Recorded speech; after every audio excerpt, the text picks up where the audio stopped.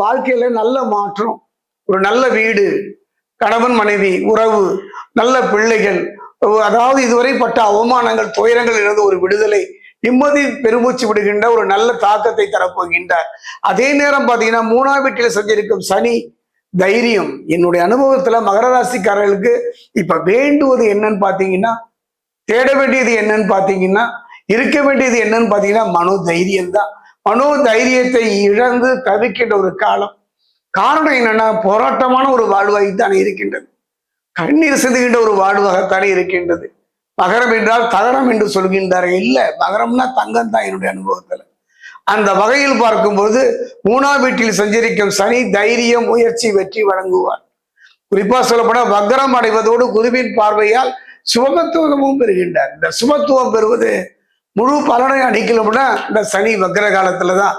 குருவின் பார்வையால் சுபத்துவம் அடைந்திருப்பதனால நற்பலன்களை நீங்கள் இந்த காலகட்டத்தில் எதிர்பார்க்கலாம்.